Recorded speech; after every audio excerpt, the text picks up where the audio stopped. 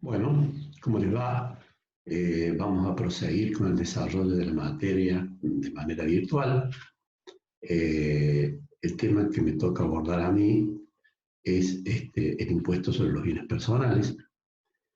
Lo vamos a abordar en unos 4 o 5 módulos y la idea es a esta exposición teórica, digamos, acompañarla con un PowerPoint y que después, a nivel de prácticos, se desarrollen casos concretos, numéricos, para poder completar el contenido de la materia. Bueno, como primera medida, quiero contarles que este impuesto sobre los bienes personales es un impuesto que está dentro de los denominados impuestos patrimoniales. Este tributo tiene una serie de características que está vinculado estrechamente con lo que realmente son los impuestos o esta especie. Es personal porque su instrumentación toma en cuenta consideraciones relativas al contribuyente. Desde ya el mismo impuesto, de la misma denominación del impuesto. Toma mínimos no imponibles, situaciones particulares de cada contribuyente, como por caso el crédito para la vivienda, y el nexo de vinculación, que en un momento hasta el 31 de diciembre fue el domicilio y ahora es el de la residencia. En segundo lugar, también es directo porque afecta manifestaciones directas de capacidad contributiva, en este caso, los bienes de un contribuyente. Periódico, ¿por qué? Porque se determina una vez al año calendario, o sea, se graba al 31 de diciembre de cada año calendario. Y es progresivo porque está, digamos, en su precio normativo existe el mínimo no imponible, en otra época era el exento, y tiene alícuotas progresivas, sobre todo en la última etapa de su vigencia, ¿no? En el último año. Bueno, este tributo tiene algunas críticas y algunas, digamos, fundamentos a favor y fundamentos en contra de la creación de este tributo. Entonces, vamos a hablar un poquito, esto en términos generales, de la justificación teórica de la imposición del impuesto, de este tributo, de esta gaveta. ¿Cuáles son los fundamentos o por qué dicen que este tributo es beneficioso? Porque, en definitiva, hay una manifestación de capacidad contributiva. Claro, si yo tengo bienes, aun cuando ellos puedan llegar a ser improductivos, significa que hay una posibilidad, una reserva patrimonial para ser utilizada en cualquier momento en reemplazo de una ganancia que no se produjo. Es decir, que desde ese punto de vista es una justificación o un fundamento a favor de su operación. Produce además una capacidad contributiva adicional representada por la tenencia de bienes patrimoniales relacionada siempre esta capacidad contributiva adicional con el impuesto a las ganancias. Estimula a que aquellas personas que tengan bienes improductivos, pero que potencialmente puedan alcanzar renta, estimula a generar o incrementar la productividad a los efectos de disminuir el impacto del tributo. La progresividad se mejora, pero se mejora en la medida que yo tengo un tributo con alícuotas progresivas, exenciones, mínimos no imponibles. Si no, esta característica no se cumpliría. Es el caso de nuestro tributo. Dentro de los fundamentos en contra de la aplicación de este impuesto, tenemos que, creo que esto ya pierde de alguna manera un poco de vigencia, pero se consideran más vulnerables para la aplicación de esta gabela los inmuebles y automotores, que son bienes registrables son de difícil ocultamiento, y deteriorando por ahí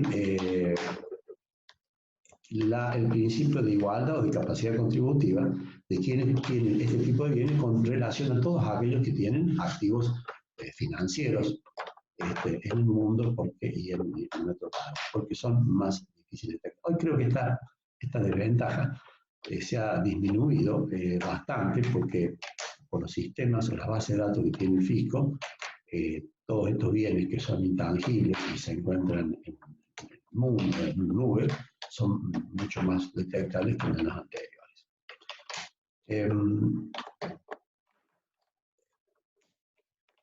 La crítica mayor que tengo y que yo comparto es que el no cómputo de las deudas del impuesto sobre los bienes personales, que para mí es una de las mayores, digamos, críticas que se puede hacer. ¿Por qué?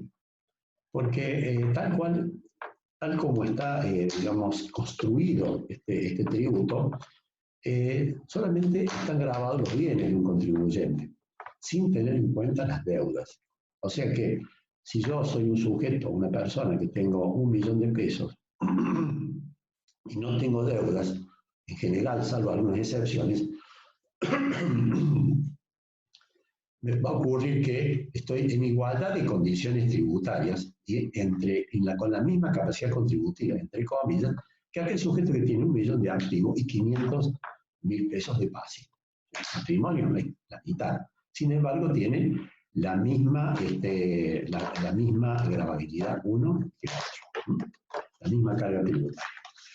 Bueno, esto es en general lo que podemos nosotros establecer como beneficios y perjuicios. De todas maneras, la realidad es que en nuestro país este tributo viene aplicado de larga data y parece que tiene asegurado una mayor cantidad de años porque casualmente lo han vigorizado a través del incremento de alícuotas y sobre todo para aquellos bienes que las personas tienen en el exterior. Bueno, ahora vamos a pasar a las normas que regulan este tributo.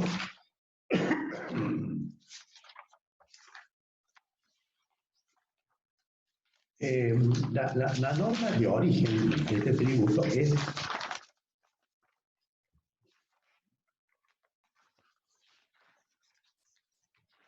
la 23966 del año 91. Bueno, esto ha ido modificándose,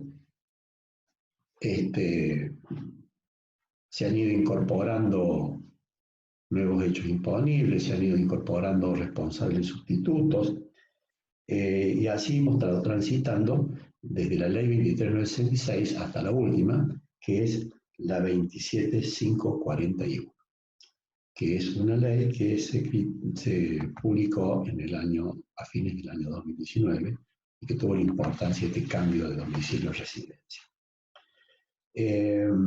Todos son modificaciones de la 23966, o sea, cuando veamos el texto de la 23966, si está vigente, debería tener todas las modificaciones que tenemos, todas, que han sido varias, estoy hablando de 10, 12, 15 modificaciones.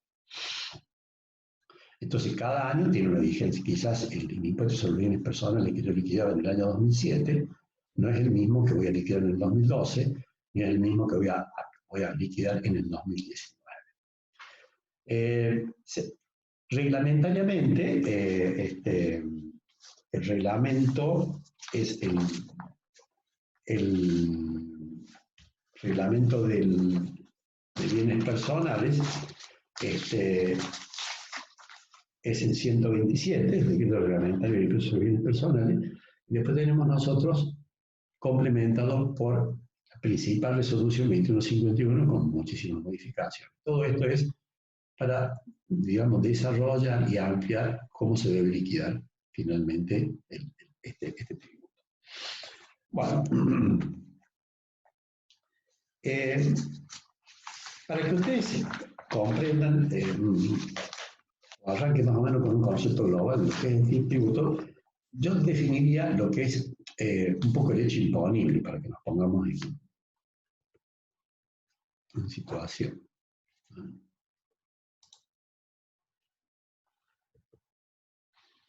¿Qué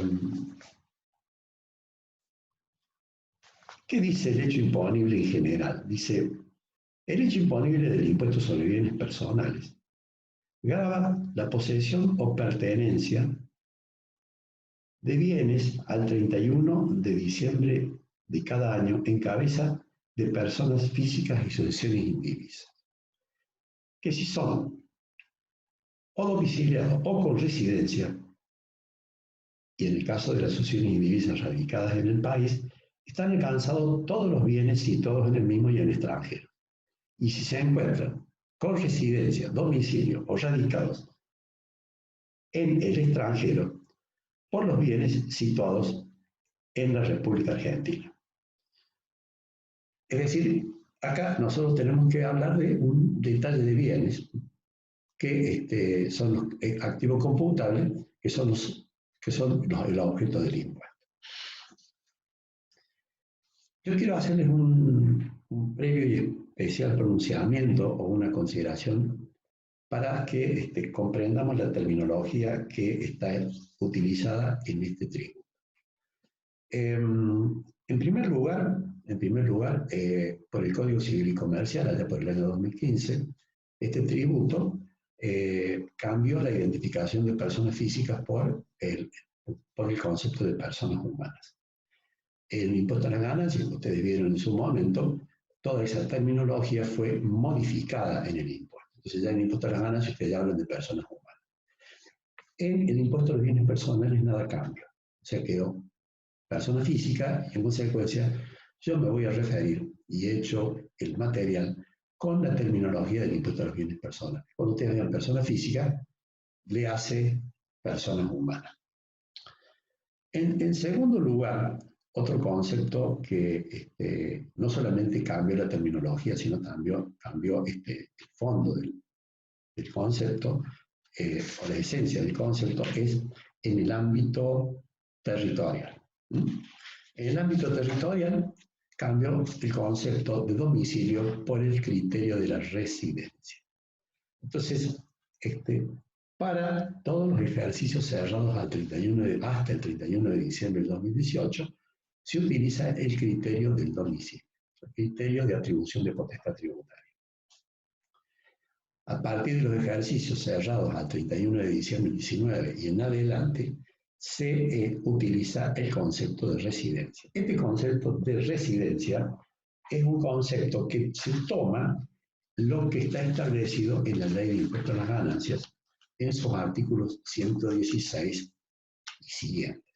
O sea, una persona puede tener domicilio a 31 de diciembre, pero puede no tener residencia a esa fecha.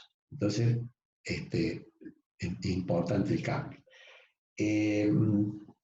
Yo les voy a leer rápidamente el concepto de residencia que está establecido en la Ley del Impuesto a las Ganancias, para que ustedes conozcan cuál es la diferencia entre uno y otro.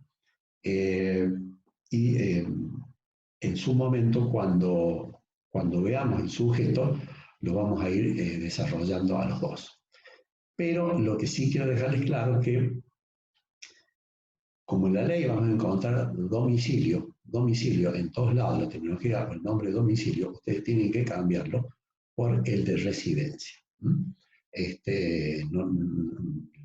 No se los yo normalmente voy a desarrollar la clase con el concepto de domicilio, por ahí hablo de residencia para que se recuerden, pero obviamente, de alguna manera, si yo tengo que liquidar un impuesto sobre bienes personales del año 2018, tengo que usar el concepto de domicilio, y si voy a declarar el 2019, voy a declarar el concepto, voy a tener que adoptar el criterio de residencia para saber si el sujeto está, cuál es el criterio de potestad tributaria hacia.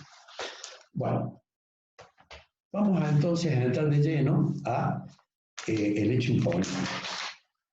El hecho imponible, como bien ustedes lo deben haber desarrollado en la materia anterior, en fiscal 1, el impuesto a las ganancias, en general todos los impuestos tienen que construirse por el principio de legalidad, dentro de la ley, tienen que estar previstos los 4 aspectos del hecho imponible. cuatro aspectos del hecho imponible son el aspecto objetivo, subjetivo, temporal y espacial. Vamos a abordar el aspecto objetivo que está, digamos, identificado, nominado en el artículo 16 de la ley. Y vamos a preguntarnos qué grava este tributo, qué le grava. O sea que sería la descripción objetiva de la hipótesis de incidencia tributaria. En general, el aspecto objetivo de este tributo está dado por la posesión o pertenencia de bienes situados en el país o en el exterior al 31 de diciembre de cada año. Nosotros, para que estos bienes estén grabados, tenemos que también ver cómo se vincula, porque el hecho imponible, acuérdense que se vincula el objeto con el sujeto. Entonces nosotros tenemos que considerar algunos conceptos que son importantes para clarificarlos, para ver cómo es la vinculación. O sea, tenemos que ver conceptos de posesión, pertenencia de bienes personales, de bienes y por qué son personales. Es de hacer notar que cuando la ley no define con precisión algunos aspectos, algunos conceptos, se puede recurrir supletoriamente a las normas de la ley de impuestos a las ganancias, que en este caso, salvo la 27541, la ley está, la 27541, en realidad la supletoria se utiliza del reglamento, en el reglamento del impuesto sobre los bienes personales y no en la ley. Pero también podemos recurrir o remitirnos al Código Civil y Comercial para ver el cabal significado de algunos conceptos que están vertidos en la ley. Y nos encontramos nosotros con determinados conceptos como son bienes. La ley habla de bienes y nosotros vamos a irnos un poquito para ver qué significan bienes. Para ello vamos a ir al Código Civil y Comercial. El Código Civil y Comercial nos dice que el concepto de bienes dice que las personas son titulares de los derechos individuales sobre los bienes y las cosas. Deben ser susceptibles de valor económico. Los bienes materiales se llaman cosas. Entonces, nos vamos a encontrar con cosas y con bienes intangibles o incorporales. Las cosas son aquellas que yo puedo tener la posesión de la cosa con la aprehensión, con la intención de tenerla como mía. En tanto que los incorporales son susceptibles de una pertenencia. O sea, goce que tienen alguien a quien le pertenece el bien. Y entonces nosotros acá nos vamos a encontrar con cosas, bienes materiales y bienes inmateriales, para darle de un lenguaje más llano. En realidad, esto está definido así.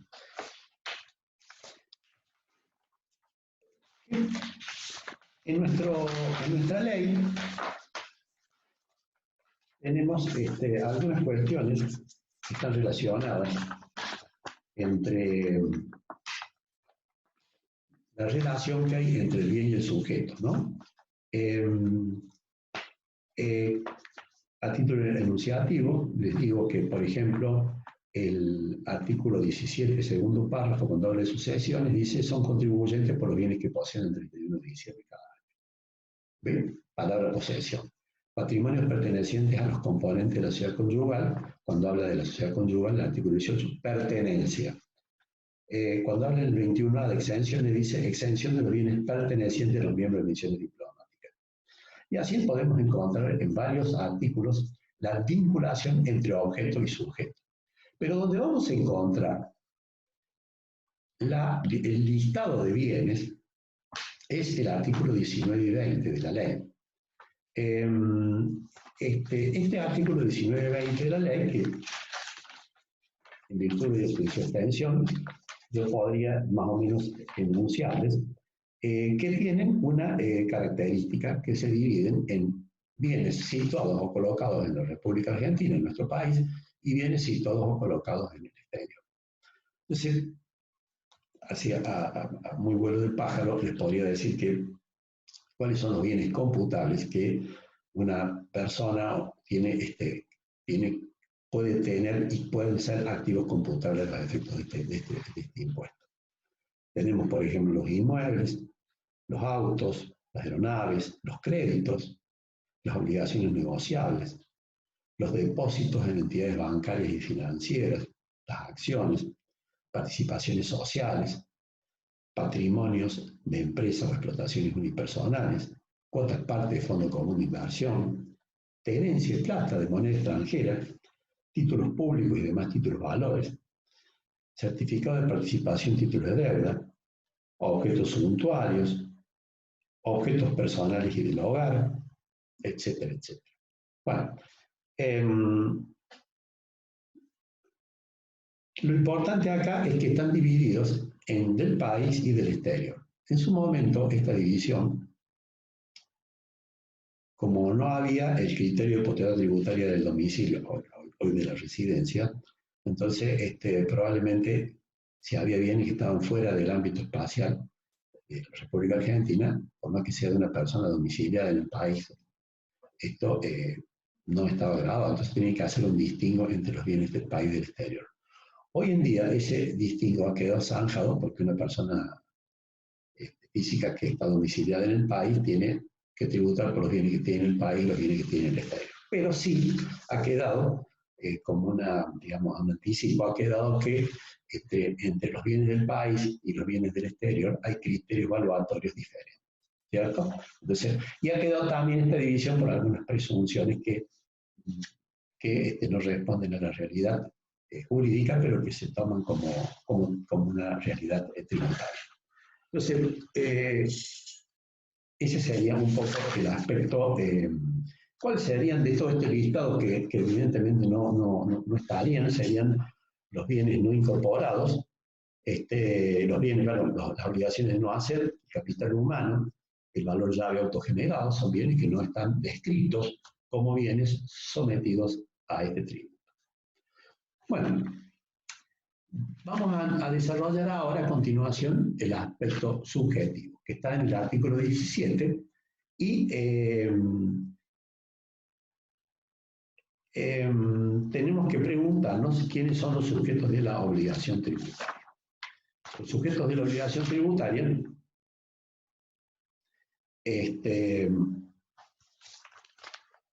tienen dos características, dos tiempos distintos, porque el sujeto está identificado con el domicilio que tiene. Entonces, hasta el 31 de diciembre del 2018, los sujetos, personas físicas y asociaciones indivisas, los domiciliados y radicados en Argentina por posesión de los bienes situados en el país y en el exterior. Y las personas físicas y asociaciones indivisas, domiciliadas las personas físicas y radicadas las asociaciones indivisas por posesión de bienes situados en el país, solamente del país. El ejemplo es que si Jorge Esteves tiene una casa en Argüello y un departamento en Punta del Este, Jorge Esteves va a tributar por la casa de Argüello del departamento de Punta del Este. Yo tengo domicilio acá, en Córdoba. Pero si Juan Valdés tiene domicilio en Montevideo y tiene un departamento en Montevideo y una casa de verano en Carlos Paz, Juan Valdés, domiciliado en el extranjero, va a tributar solamente por la casa de Carlos Paz. Esto ocurría de esta manera, o con esta análisis, hasta el 31 de diciembre del 2018. A partir del 31 de diciembre del 2019, o sea, a partir de este periodo, se ha cambiado el concepto de domicilio por el concepto de residencia. ¿Quién lo cambió? La ley 27541 que estableció con un solo artículo, el 30 más expresamente, dice lo siguiente. Modificase el título 6 de la Ley 23.966, que es el impuesto sobre bienes personales, con relación a la condición de los contribuyentes con efecto para los periodos fiscales 2019 y siguiente de la siguiente manera. El sujeto del impuesto se regirá por el criterio de residencia en los términos y condiciones establecidos en los artículos 119 y siguientes de la Ley de Ganancias, quedando sin efecto el criterio del domicilio. Repasando el concepto de residencia, vamos a ver ambos conceptos de que se tratan para poder identificar uno y otro. Primero vamos a ver qué dice qué es el domicilio. El domicilio, según la Ley de Impuestos a los Bienes Personales vigente hasta el 31 de 12 de 2018, es el que posean el 31 de diciembre de cada año, según el primer párrafo del artículo 3 de la Ley 11.683.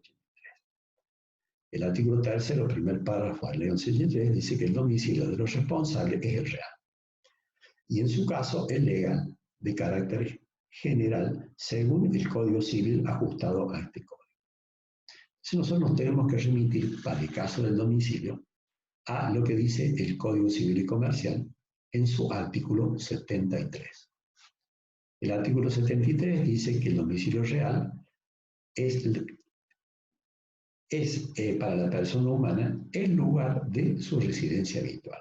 Pero, si ejerce una actividad profesional o económica, lo tiene en el lugar donde la desempeña para el cumplimiento de sus obligaciones emergentes de dicha actividad. Dentro de esas obligaciones emergentes de dicha actividad son las obligaciones tributarias, ¿no? Entonces, ¿esto para qué? Para poder ubicar, para poder notificar, para poder tener notificación fehaciente, para ejercer sus derechos, para que el Estado pueda fiscalizar, etcétera, etcétera. Entonces, es importantísimo el domicilio. Hoy ha cambiado ese concepto y ha pasado a ser el concepto de residencia, adquirida al 31 del 12 de cada año. Vamos a recrear el concepto de residencia para ver cuál es la diferencia y muy rápidamente, porque es un concepto que ustedes ya es familiar por haber hecho fiscal, la materia anterior a la nuestra, que es fiscal 2, fiscal 1, perdón.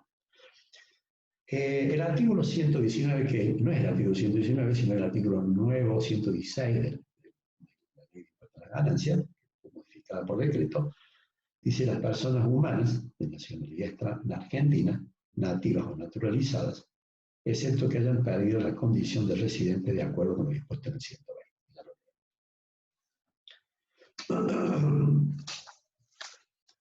En cambio, para aquellas personas humanas de nacionalidad extranjera que hayan obtenido su residencia permanente en el país o que, sin haberlo obtenido, hayan permanecido en el mismo con autorizaciones temporales otorgadas de acuerdo con las disposiciones vigentes en materia de migraciones durante un periodo de 12 meses, supuesto en el que las ausencias temporarias que se ajusten a los plazos y condiciones que al respecto establezca la reglamentación no interrumpirán la continuidad de la permanencia. Con relación a las personas humanas de nacionalidad argentina, el artículo 120 establece cuando se pierde la condición de residente. Las personas humanas que revisten la condición de residentes en el país la perderán cuando adquieran la condición de residentes permanentes en el Estado extranjero. Esto es obvio, ¿cierto? Según las disposiciones que en materia de migraciones se estableció en ese país. No habiendo producido esa adquisición con anterioridad, permanezcan en forma continua en el exterior durante un periodo de 12 meses. Caso en que las presencias temporales al país que se ajusten a los plazos y condiciones que al respecto establezca la reglamentación no interrumpirán la continuidad de la permanencia. A su vez, reglamentariamente, se habla de la cuestión de las ausencias en el caso de las personas de nacionalidad extranjera residentes en el país y de las presencias de las personas de nacionalidad argentina que están residiendo en el exterior.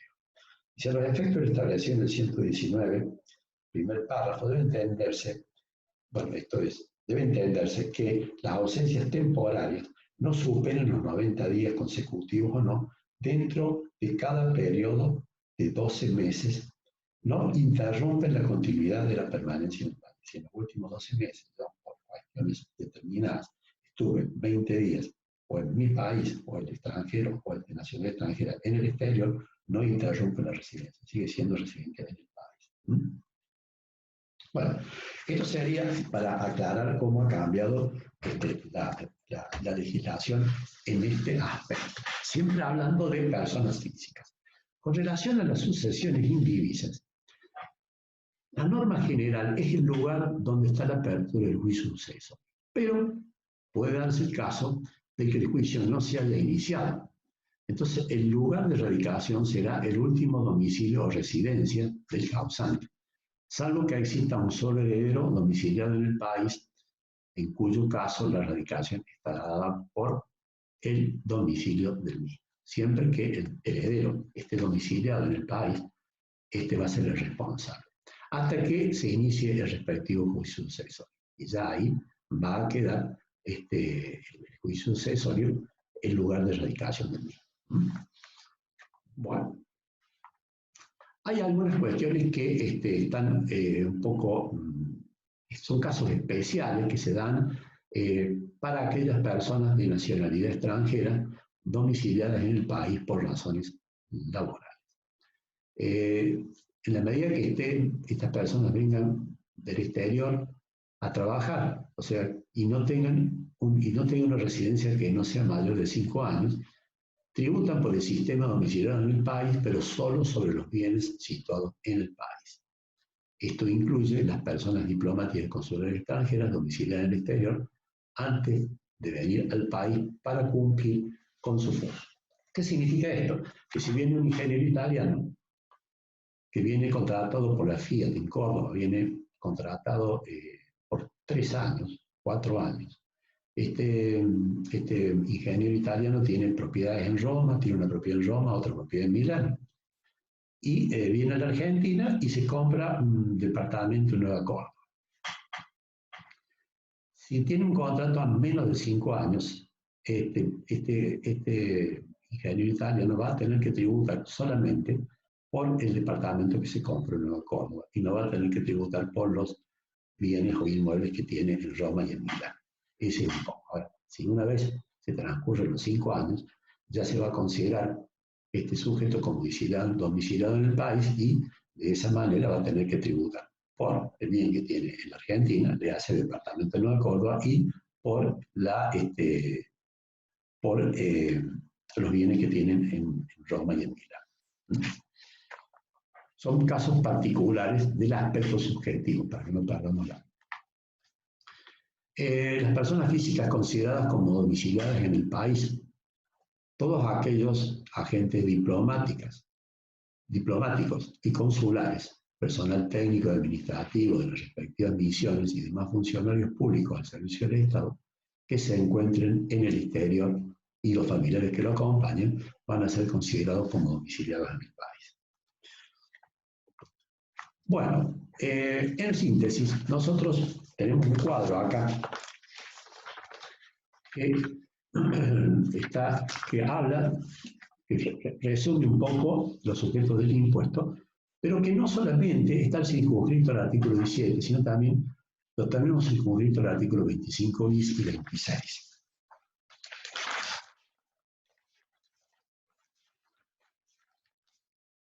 Bueno, ¿qué ocurre acá? Desarrollando este cuadro, esta diapo, nosotros tenemos las personas físicas de existencia visible, son los capaces e incapaces, hasta ahí no habría problema porque es de la naturaleza del tributo. Pero después aparecen las personas jurídicas, que son de existencia ideal, públicas y privadas. Las públicas las descartamos, no tenemos en cuenta. Y las privadas, ¿por qué? Porque una persona jurídica, si habíamos dicho que son personas humanas las que tienen que ser los sujetos del tributo. Bueno, ¿por qué? Porque se ha creado la figura del responsable sustituto. O sea, la persona que puede reemplazar a esa persona física en las obligaciones emergentes de este tributo. Entonces, acá aparece el artículo 25, agregado, que son aquellas sociedades que están dentro de la Ley General de Sociedades, la Ley 19.550, y fideicomisos no financieros, que van a tributar por los accionistas de esas sociedades o los participantes de esas sociedades y van a tributar por los fiduciantes de esos fideicomisos. Entonces, acá aparece un responsable sustituto que también casi tiene todos los derechos y obligaciones que le caben a un contribuyente del impuesto sobre los bienes personales, nada más que su calidad de responsable sustituto. Pero operativamente es exactamente lo mismo. Por eso nosotros lo hemos puesto, lo hemos incorporado dentro de esta diapositiva, para que quede claro. Bueno, dentro de las personas físicas también tenemos algunas particularidades. Los incapaces, los menores, los dementes, los sordomudos, son todos sujetos del tributo. Nada más que tiene una característica, sobre todo en los menores, en donde los sujetos son contribuyentes, pero el padre, tutor, curador, representante, es quien tiene la responsabilidad por deuda ajena. O sea que si yo tengo un hijo de 15 años que juega al tenis y gana mucha plata, y tengo que ir al fisco, sacarle el quit, inscribirlo en los impuestos que correspondan, y quien va a ser el responsable por las obligaciones tributarias de ese menor va a ser su padre, su tutor o la persona que sea representante. Pero acá, o sea, en un caso, por ejemplo, la responsabilidad parental. Y va a tener que hacer las declaraciones juradas y va a ser responsable solidariamente por las omisiones o las desviaciones impositivas que pueda haber o las desprolijidades que pueda haber en las liquidaciones que se puedan hacer de los menores. Bueno, con las asociaciones indivisas también es importante identificar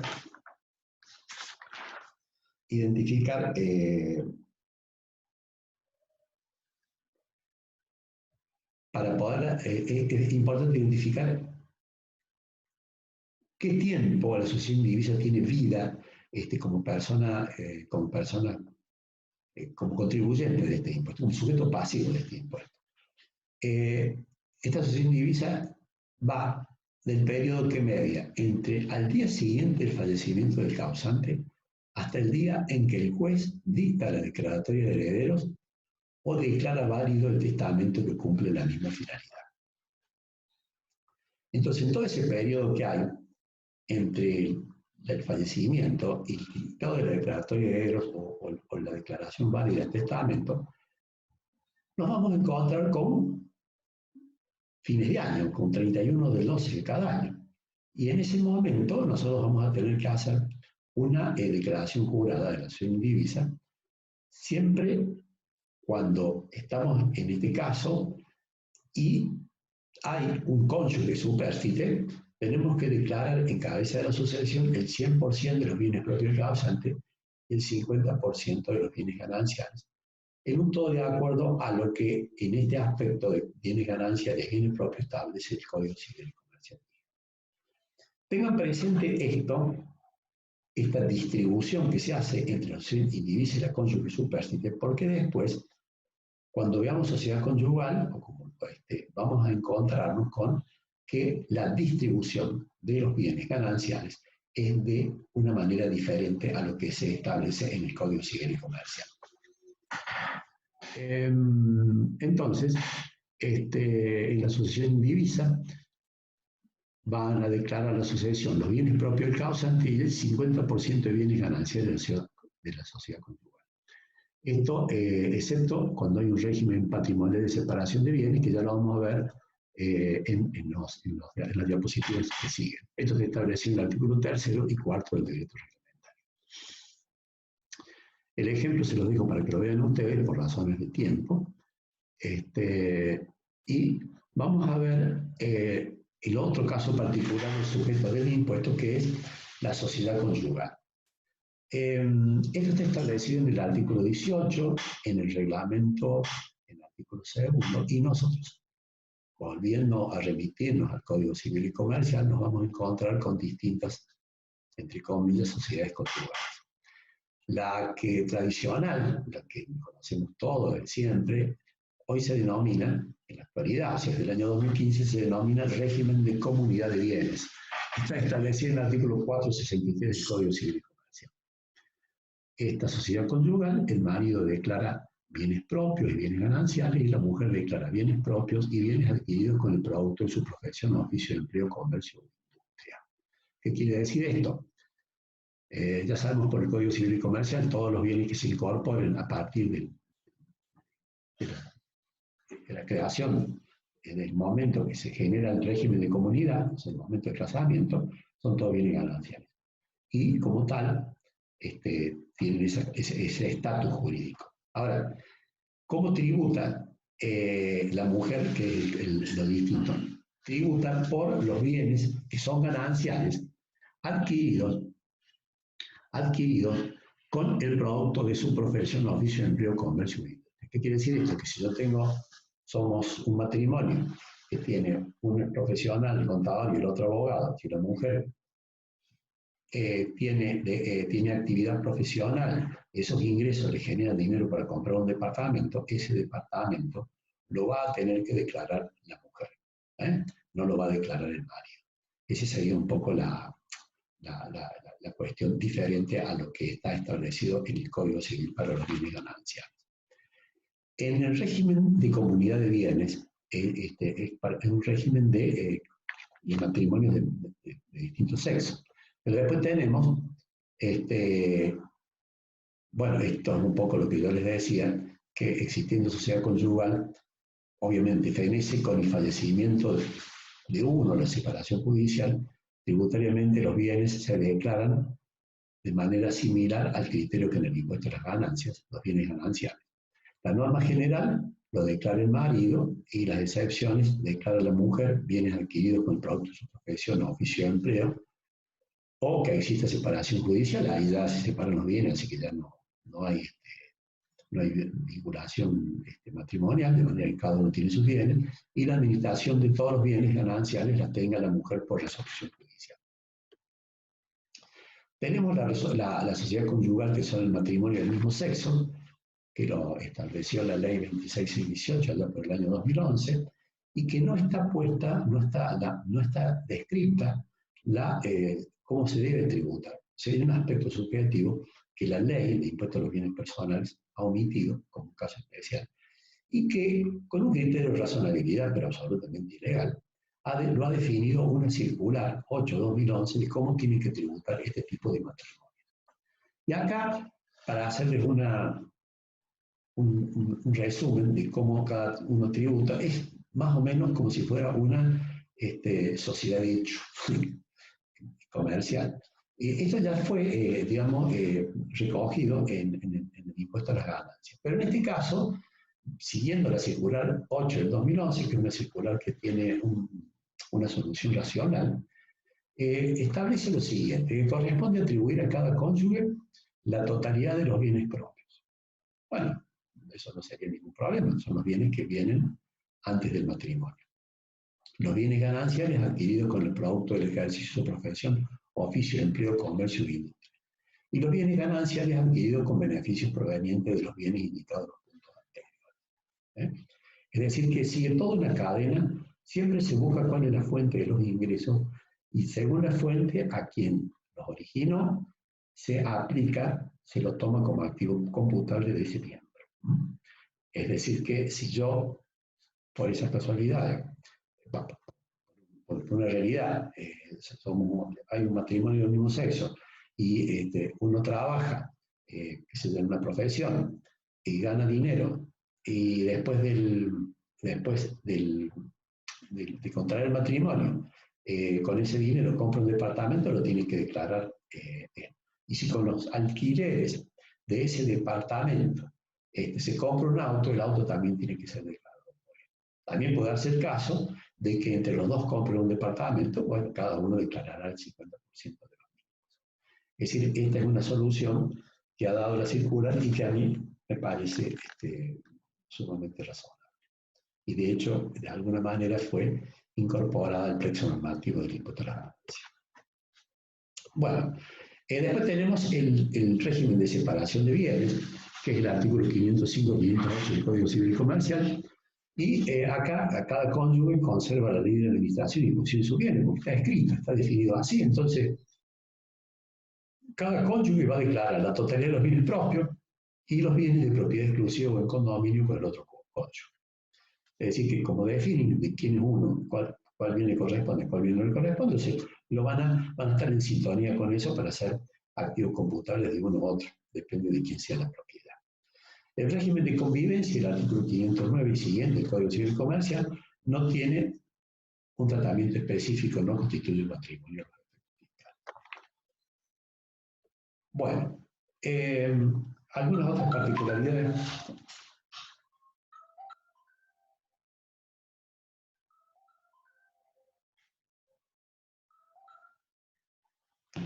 Les pido disculpas. Bueno,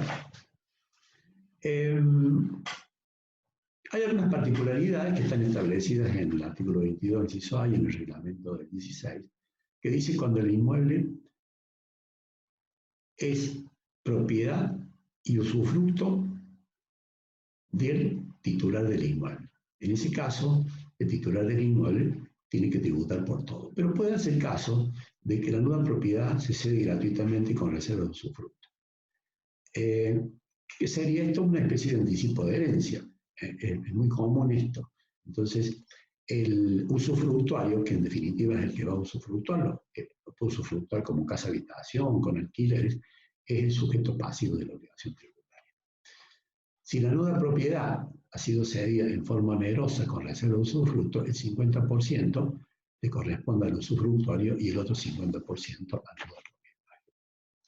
Bueno, antes de comenzar a ver las exenciones, yo quería hacerle un abordaje muy rápido de lo que es el aspecto temporal y el aspecto espacial. Recuerden que vimos el hecho objetivo, el hecho subjetivo, y nos falta el aspecto temporal y el espacial desarrollar para completar el concepto de hecho imponible, que tiene que estar, vuelvo a repetir, en todos los tributos. Bueno, avanzando en este tema, veamos qué es el aspecto temporal. La pregunta que yo tengo que contestar es cuándo se deben gravar los bienes.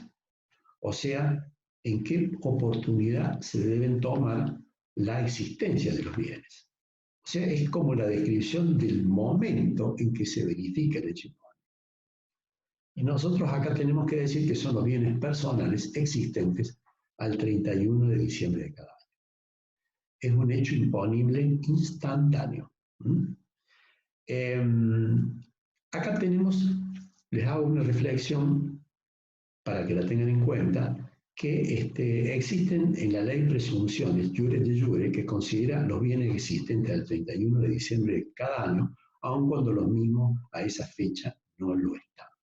Por ejemplo, hay un artículo 20 donde había el detalle de los bienes situados en el exterior de la ley, en donde existe una presunción. Ya sabemos que las presunciones son verdades jurídicas a los efectos fiscales, pero no condicen con las verdades reales. Entonces, un caso que les quiero comentar para que comprendan de qué se trata esto es, si un sujeto o una persona física tiene semovientes en la frontera de Argentina, pongamos en Argentina, y estos semovientes son activos computables, o sea, son bases imponibles del impuesto sobre bienes personales, y el 30 de noviembre una persona que vive, vamos a hacer un caso extremo, esa persona está domiciliado en el exterior, supongamos en Paraguay, y decide el 30 de noviembre, a los efectos de no pagar este tributo, decide trasladar los semovientes de los animales al Paraguay. O sea, el 31 de diciembre yo saco una foto y los semovientes no existen en Argentina. Entonces no debería tributar este sujeto porque es extranjero. Está domiciliado en el exterior, perdón. Los bienes los tiene en el exterior, entonces ¿qué va a grabar acá? Entonces la ley presume, sin admitir pro en contra, que si esos semovientes han sido sacados, llámese animales, ganado, porcino, vino, bovino, han sido sacados dentro de los 6 meses anteriores al 31 de diciembre, se considera que están situados o colocados en el país. Esta es un poco una de las presunciones, hay 2 o 3 más, que tratan de evitar esta maniobra, que si no se dice nada sería elusiva y estaría en condiciones de tributar. El otro aspecto, que es el espacial, que está descrito en el artículo 16, 19 y 20, debe responder a la pregunta: ¿dónde deben estar los bienes objetos del impuesto para que sean grabados? Entonces, es la descripción del lugar donde se configura el hecho imponible. Y el mismo se consideran los criterios de atribución de la potestad tributaria. En nuestra legislación, el nexo con la potestad tributaria en nuestro país está dada. Antes del año 2018, hasta el año 2018 inclusive, para las personas físicas domiciliadas y las asociaciones indivisas radicadas en el país, aplica el principio de domicilio. Desde el año 2019 en adelante, para estas personas físicas y estas asociaciones indivisas, aplica el principio de la residencia. Para las personas físicas residentes en el extranjero, domiciliadas en el extranjero, o las asociaciones indivisas, allí se aplica el principio de la territorialidad de la fuente. ¿Qué quiere decir esto? Ojo, que también acá tenemos que ver domicilio y residencia, en los 2 casos. Ese sería un poco para poder cerrar las 4 patas del aspecto imponible. Estos hechos imponibles se van a dar en la propia norma, se tienen que dar en la propia norma, se tienen que explicitar, tienen que estar contenidos en la norma, pero a su vez el legislador tiene facultades por razones políticas, económicas, de promoción, tiene la posibilidad de que esos hechos imponibles eximirlos, exonerarlos. No quiere decir no grabarlos, porque los no grabados no son hechos imponibles, son hechos imponibles que quedan eximidos. Estos hechos imponibles están descritos en el artículo 21 y en el reglamento en el artículo 10 y en el artículo 11. Yo les voy a mencionar aquellos que sean de más importancia, que tienen mayor implicancia en la vida práctica y que son los siguientes. Bueno, por ejemplo, los bienes inmateriales. Los bienes inmateriales son las marcas de fábrica o de comercio y similares, los derechos de propiedad científica, literaria o artística, las patentes, dibujos, modelos, diseños reservados y restantes de la propiedad industrial o inmaterial que estén situados en el país o en el exterior. Estos son intangibles. Habíamos dicho que los incorporales o los bienes podían ser inmateriales, pero estos inmateriales no estarían grabados, no estarían exentos. Sí estaría grabado, por ejemplo, un crédito, un derecho, una acción. Todos esos son derechos que sí están grabados. Pero estos bienes inmateriales concebidos como tal están exentos. Están grabados, son hechos imponibles, pero están exentos. Los bienes rurales, cuyos titulares sean personas físicas, acciones indivisas, cualquiera sea el destino de afectación. Esto es de amplio espectro. Hay un inmueble rural, cuyo titular sea una persona física o indivisa, no importa. Sí, está desalquilado.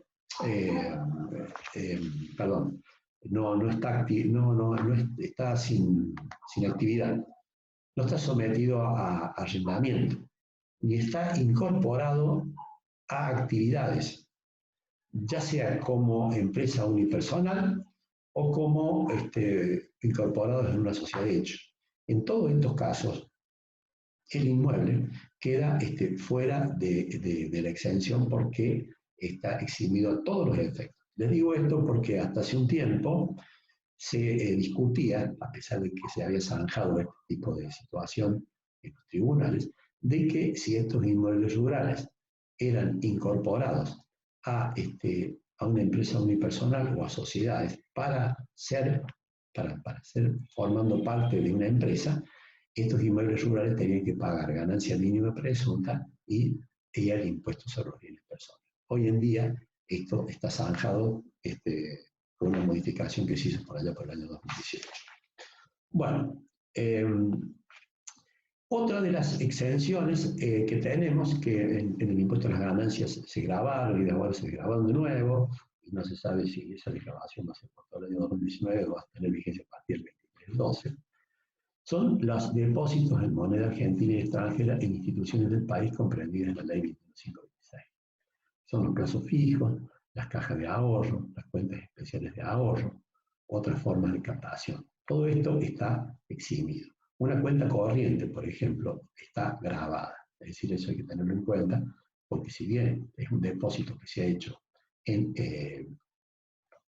está hecho está en un banco, por el decreto reglamentario, las cuentas corrientes bancarias no están. Después tenemos el mínimo exento, que eso tiene vigencia hasta el 2015, que son exenciones que ya no tienen vigencia, que puede salir a los efectos de quien vaya a liquidar un impuesto a los bienes personales en periodos que no han prescrito todavía. Bueno, con esto vamos a cerrar el tema de hecho imponible y exenciones, y en el próximo módulo vamos a ver el esquema de liquidación de los objetos del país, los objetos domiciliados en el país. Perfecto. Muy bien.